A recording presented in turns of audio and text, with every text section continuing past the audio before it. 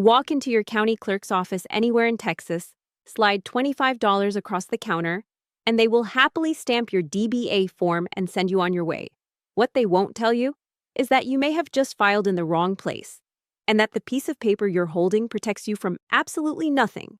If you're trying to put a real name on your Texas business, something better than your own name on a check, you've probably found a dozen conflicting answers. County clerk, Secretary of State, both, neither. It's a mess, and the rules quietly changed a few years ago, so half the advice online is out of date. So, let's fix that. By the end of this, you'll know exactly what a DBA is, whether you even need one, where you actually file, what it costs to the dollar, and the two mistakes that trip up most Texas business owners. Start with the word itself. DBA stands for Doing Business As. In Texas, the law doesn't even call it that. It calls it an assumed name, and the whole thing lives in Chapter 71 of the Texas Business and Commerce Code. Here's the cleanest way to think about it. A DBA is a nickname for your business. That's it. It lets you advertise, sign contracts, and open a bank account under a name that isn't your legal name. Now, the part nobody emphasizes enough. A DBA is a nickname, not a bodyguard. It gives you zero liability protection. If someone sues your business, that assumed name does nothing to shield your personal savings or your house. That's the job of an LLC, a limited liability company, which is a completely separate legal structure. A DBA is just a name. An LLC is a wall between your business and your personal assets. People constantly confuse the two, and that confusion can cost them everything. So, do you even need one? Simple test. If you operate under your exact legal name, say Maria Lopez, you generally don't need to file anything. But the moment you add a twist, Lopez Consulting, Maria's Bakery, even Lopez and Company, now you're using an assumed name, and Texas wants it on the record. Okay, here's the big one. Where do you file? This is where most people go wrong, and it changed on September 1st, 2019, when House Bill 3609 took effect. The answer depends entirely on what kind of business you are. If you're a registered entity, an LLC, a corporation, a limited partnership, you file in one place only, the Texas Secretary of State. You no longer have to also file at the county. Before 2019, you did. That old requirement is gone, and a lot of websites never got the memo.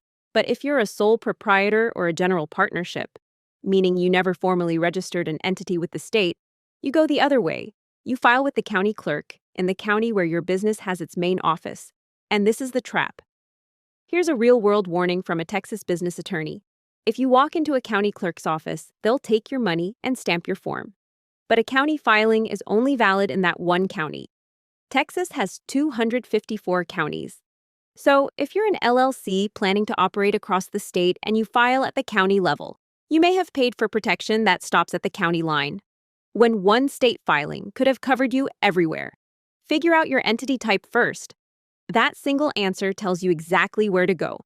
Now, the actual steps. Let's say you're an LLC, so you're filing with the state.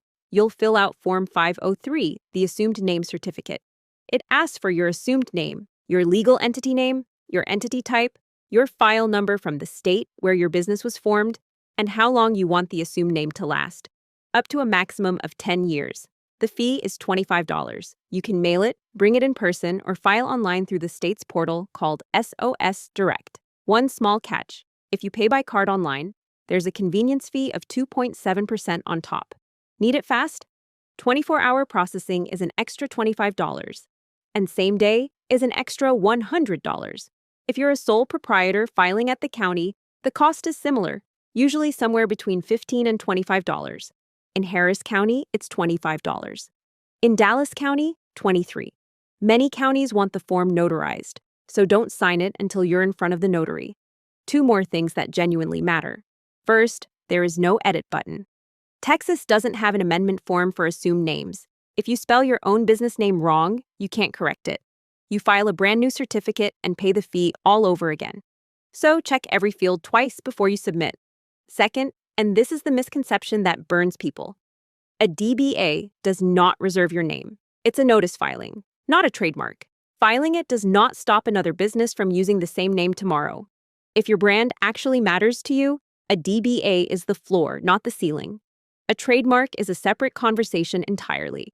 So here's the one thing to take with you. Before you worry about forms or fees, answer a single question. What is my business legally? Registered entity or sole proprietor? Get that right, and everything else, where you file, which form, what it costs, falls into place. Get it wrong, and you'll either waste money filing in the wrong place or walk around thinking you have protection you don't have. And before you spend a single dollar, do this one step first. Pull up the Texas Secretary of State's SOS Direct name search and type in the exact name you want to use.